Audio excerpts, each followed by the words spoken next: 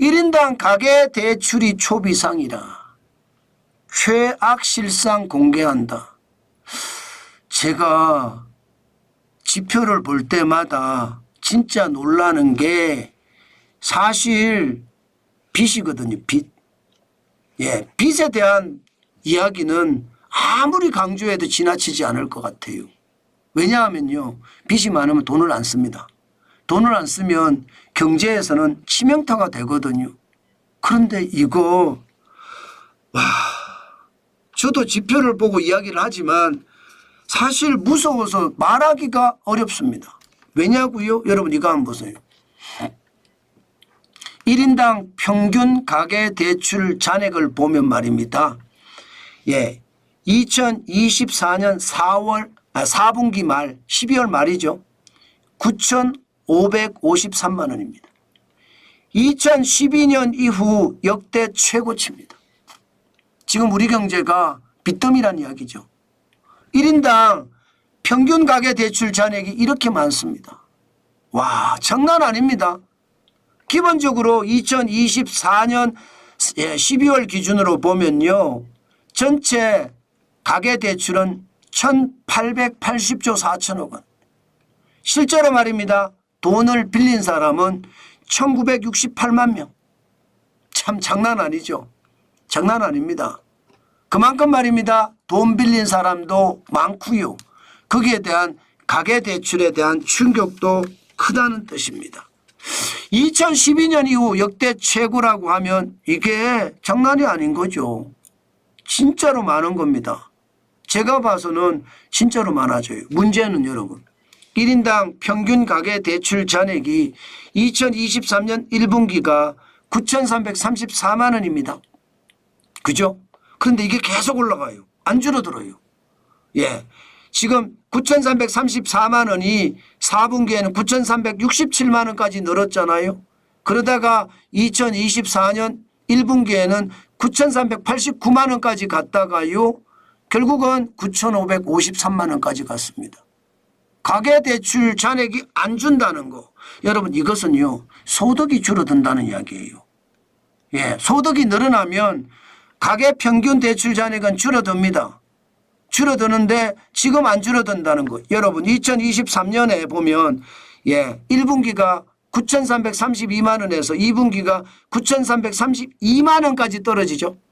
9,334만 원이 9,332만 원까지 2만 원 떨어졌습니다. 이게 떨어지는 게 여러분 소득이 좋아지면 떨어지거든요. 그런데 안 떨어진다. 이 정도면 여러분 우리가 진짜 최악이라고 이야기할 수가 있습니다.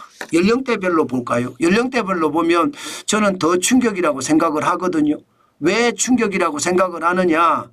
여러분 30대 이하도 7,436만 원이나 됩니다.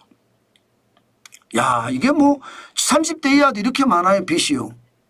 1인당 평균 가계대출 잔액이 9,553만 원인데 30대 이하가 가장 많고요. 40대 1억 1,073만 원입니다. 50대는 9,200만 원이고요. 60대 이상은 7,706만 원이고요.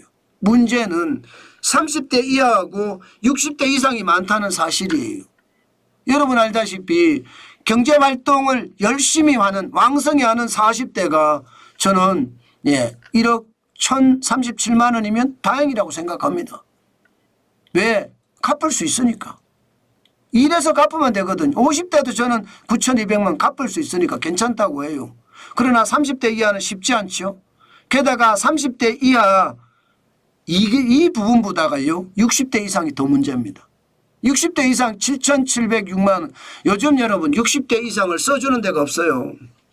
아무리 경력이 화려하고 좋아도 60대 이상을 월급 주면서 받아주는 데가 별로 없습니다. 그렇게 되면 60대 이상은 더 힘들어진다는 이야기가 되는 건가요? 실제로도 그렇게 이야기합니다. 지금 60대 이상에 대한 대책이 필요하지 않느냐 그런 말까지 나올 정도입니다. 자산을 많이 쌓아놓은 사람들은 상관이 없지만 여러분 알다시피 60대 이상이 자산을 그렇게 많이 쌓았느냐 그렇지도 못합니다. 그만큼 말입니다. 상황이 심각하다 이렇게 이야기할 수 있습니다. 제가 여러분들에게 최악 실상 공개한다고 했잖아요. 그 이야기가 1인당 가계의 평균 은행 대출이 감당하지 못할 만큼 올라가고 있다는 거고요. 가계가 문제면 기업도 마찬가지라는 겁니다. 가계가 돈이 많으면 소비를 하는데 가계가 돈이 없으면 소비를 못합니다. 그러면 기업은요, 당연히 부채가 쌓입니다. 예, 기업이 부채가 쌓이면 정부도 위험합니다. 세금을 걷어야 되는데 기업이 세금을 안 내. 법인세를 안 내요. 적자가 나면 안 내거든요. 그렇게 되면 여러분 결국 가계소득이 주니까 가계대출이 많으니까 기업도 어려워지고 정부도 어려워져서 경제 전체가 어려워지는 상황을 맞을 수도 있다. 그 뜻이잖아요. 그게 저에게는 충격이다. 이렇게 말씀드릴 수 있을 것 같습니다. 아마 대한빚국이라는 말, 부채공화국이라는 말, 이런 말이 그냥 나오는 게 아닙니다. 그만큼 우리 경제의 상황이 너무 어렵기 때문에 그런 이야기가 나온다. 이렇게 생각을 하면 틀리지 않을 것 같습니다. 참 답답하죠. 부채공화국, 빚더미 이런 말 자체가 말입니다. 그러나 그게 현실입니다.